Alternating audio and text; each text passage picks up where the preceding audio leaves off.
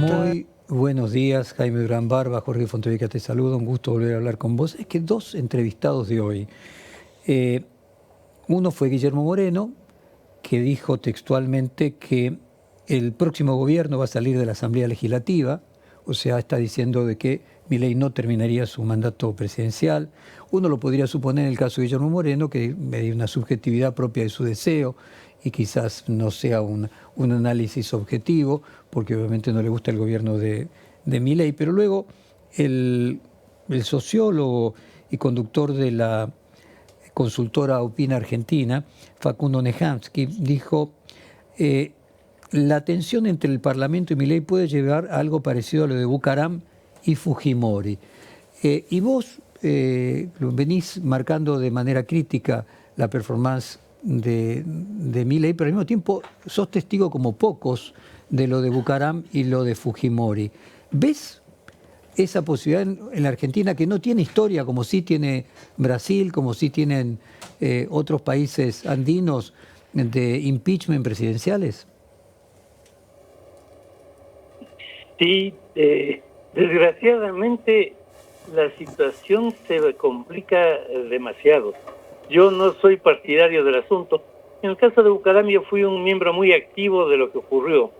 Bucaram estaba fuera de sí, amenazaba a todo el mundo, atropellaba a todo el mundo, y hubo un momento en el que distintos partidos políticos ecuatorianos se pusieron de acuerdo, y yo intervine en ese acuerdo, para desplazar a Bucaram y que fuera elegido presidente por el Congreso Fabián Alarcón, que tenía solamente 2 diputados en todo el Congreso.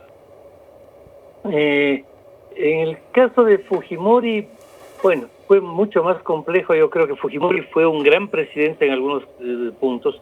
Lo traté porque negociamos la paz de Ecuador con Perú en su gobierno, y yo era jefe de gabinete.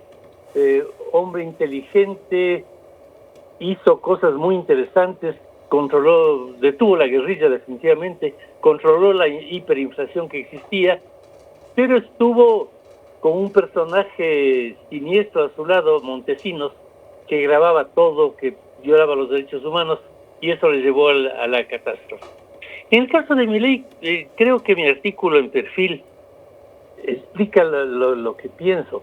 En una época en que las ideologías no tienen mucho soporte, en la práctica está llegando a problemas muy graves. Si su proyecto no consigue, según dice él, con el déficit cero se puede conseguir, no consigue la llegada de inversiones importantes de extranjeros y de argentinos que están en el exterior, va a colapsar. Y no veo cómo, porque que otros países anarcocapitalistas del mundo inviertan en Argentina es imposible, porque no existe. Con quien ha hecho una muy buena relación es con Trump, que es un americano que no quiere que los norteamericanos inviertan en otros países. Entonces no va a ayudar para que Argentina reciba inversiones norteamericanas.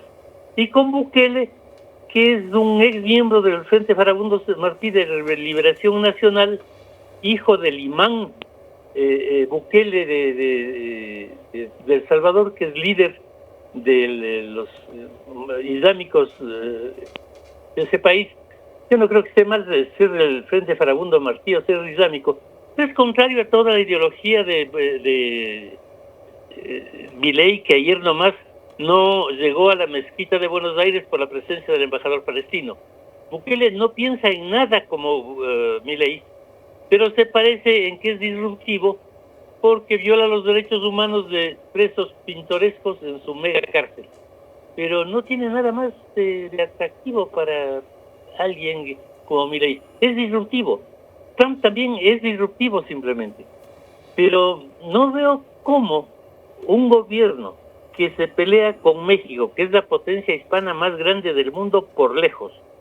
México es un país enorme, es un país norteamericano con una gran economía, con el que si tuviésemos buenas relaciones, como las que tiene Estados Unidos, podríamos tener inversiones, podríamos tener intercambios importantes. Con Colombia, el segundo país hispano más grande del mundo, con España, que tantas inversiones y tanta gente tiene en Argentina, con Chile, con Brasil, un socio importantísimo comercial de Argentina, con China, un acreedor importante de Argentina. Hay que recordar que España es miembro del Club de París y puede darnos ahí una sorpresa fea si seguimos en la pelea. No veo cómo si el gobierno se pelea con todos los países de los cuales puede venir inversión y se alía a un país chiquito como El Salvador, puede conseguir inversiones. Los empresarios no vienen solamente porque el presidente es pintoresco, vienen porque creen que el país tiene estabilidad.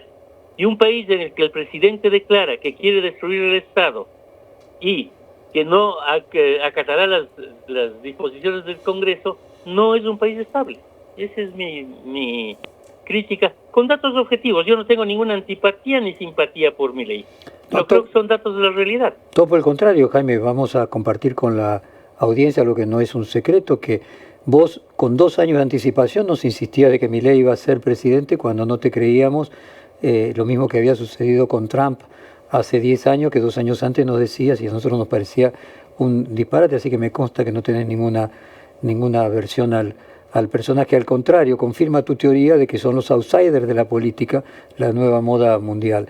Quiero volver sobre Bucaram y tratar de aquello de que hay que aprender historia y mirar la historia para tratar de entender el futuro. ¿Cómo fue aquello? Se juntaron todos los partidos políticos y decidieron que continuara la presidencia un legislador hasta terminar el mandato. Esta persona menciona que tenía solo 2 legisladores. ¿Qué función cumplía? Hacenos un poco una síntesis de aquella época. En realidad, pasada la vida, aunque yo fui uno de los que impulsó esa cosa, es de las cosas que me arrepiento. Es malo romper la institucionalidad. Bucaram siempre se comportó como una persona alterada mentalmente, pero al llegar al gobierno se desató lo que es frecuente, con una psicología inestable. El poder le aceleró y agredió a todo el mundo. Yo recibía en mi casa, en mi contestador telefónico, todos los días amenazas de muerte. Aristócrata infeliz, te vamos a matar, sabemos dónde vives. Hemos puesto una bomba en tu jardín, me decía. Y yo no vivo en una casa, vivo en un penthouse. Pero todos los días había amenazas contra él, contra Jaime Nebot, el alcalde de Guayaquil, contra Yamil Maguad, alcalde de Quito. Hubo un momento en que todos los partidos, Nebot y Maguad ni siquiera se hablaban, eran la derecha y el centro derecha. Pero hubo un momento en que todos dijeron, tanta locura no puede seguir. El presidente del Congreso era Fabián Alarcón, que logró ser el fiel de la balanza. Los legisladores gobiernistas tenían un número de diputados, los de oposición un número exactamente igual, y Fabián tenía 2 votos. Dijo, bueno, mis 2 votos son para que me elija a mí presidente del Congreso. Perdón, fue así presidente del Congreso. Perdón, Jaime, amigo mío, esa figura de Alarcón, con toda lo que significa una simplificación y la comparación de 2 países diferentes y momentos tan diferentes de la historia. ¿Quién sería? ¿Sería Pichetto en Hacemos Coalición Federal? O sea que con una cantidad de diputados menores que los otros 2 bloques termine definiendo la votación.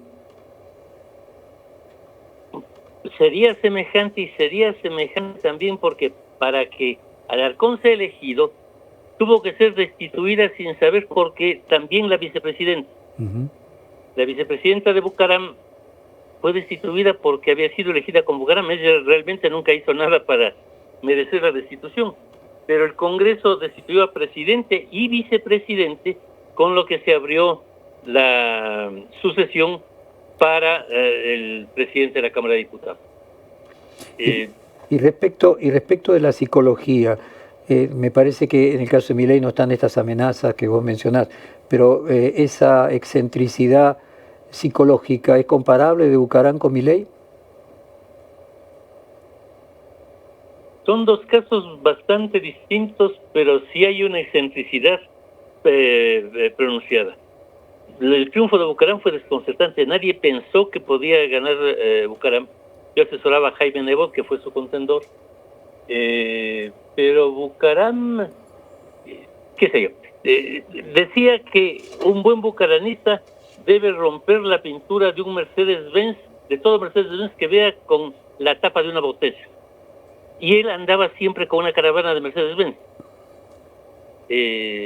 Cuando un periodista le preguntó al terminar su alcaldía de Guayaquil, usted cuando llegó a la alcaldía era bien pobre y ahora se retira muy rico. ¿Y qué querías? ¿Que sea un imbécil? Era mi oportunidad para ser rico, obvio. Fue su respuesta. Parecía para los educados que esa respuesta les descalificaba. No, la gente se mataba de la risa, decía genial, está buenísimo. Bueno, de alguna manera es una versión entonces, agrandada, sí, no, acá no llegamos a tanto sin ninguna duda. Jaime, muchísimas gracias, te mandamos un abrazo fraterno a la distancia, esperamos volver a verte pronto en Buenos Aires. Muchas gracias a ti y espero estar pronto en mi amado Buenos Aires. Hasta muy pronto entonces. Acabamos de hablar con Jaime Durán Barba.